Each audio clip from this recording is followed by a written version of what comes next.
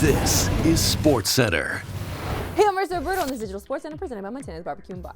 And it's a huge divisional clash tonight as the Leafs host the Panthers. In what is their biggest game of the season so far, and I'm going. With 8 games remaining for both teams, along with the Lightning, the Atlantic Division is entirely up for grabs. And a win for Toronto tonight would put them 4 points ahead of Florida.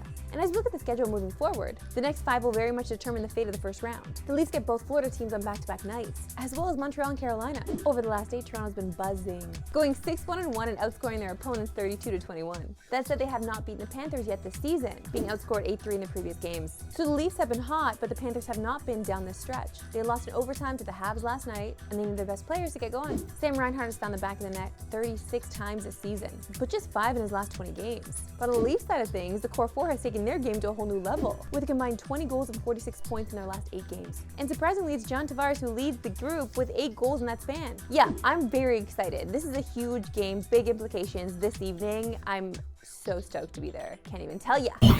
Over to the CFL, and we got some huge news this morning, and this one actually hits close to home, as the CFL has named Stewart Johnston as their next commissioner. Johnston, who was the president of TSN, will be the 15th commissioner in CFL history, and will succeed Randy Ambrosie, who announced last fall his intention to retire in 2025 once his successor was named. Johnston began his career at TSN in 1997 as an intern, and by 2006 was vice president of programming, and since 2010 has been the president of TSN. Wow, saying that out loud makes me feel unaccomplished, honestly, because I also started as an intern at TSN.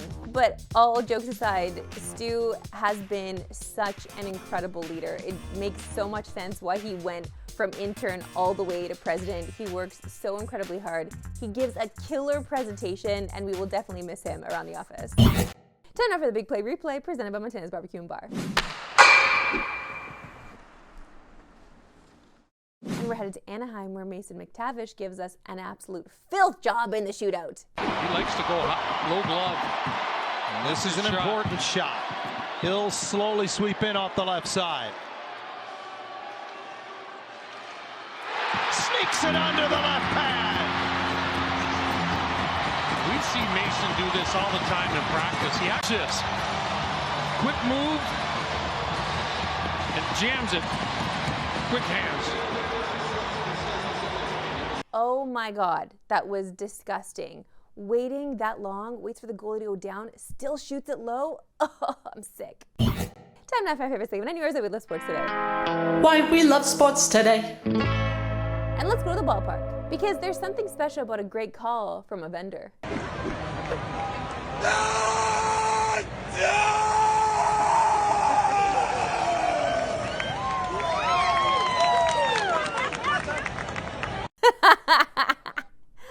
Brother, if you're doing that all season, have the lozenges ready to go. Joined now by our gambling guy, Wes Chang. Great to see you, Wes. Hey, great to see you, Marissa. Okay, Wes, it was a very exciting night in the association as we saw a ton of movement in the season awards market. What was the biggest move, and how are you approaching? Well, I mean, it had to do with the craziest game of the year. There's a big player movement jump in clutch, and it had to do with the fact that Jokic got to play double overtime, which is what's needed for this award. Jokic was plus 900. Going into this game, pretty much falling out of contention, and then with one game, gets right back into it. The thing with the Clutch Award, no one really knows how it's voted on, but what we've seen in the past is that whoever finishes with most total clutch points ends up winning this award. That's what happened with Fox. That's what happened with Curry. So technically speaking, Brunson doesn't lead that award right now. So why is he the betting favorite? Trae Young's technically first in total points, but Jokic is now creeping up there, and with that game, he's one step closer. If Brunson doesn't play any more games this season, I think him or Trae really could jump over him. Okay, we got some great games tonight, so give us the best bet. Yeah, I'm not sure we really have great games right now. A lot of big blowouts, and that's why picking bets right now is going to be tough. So, sorry to my guy, but Kelly Olynyk, I'm going to take his under point prop tonight.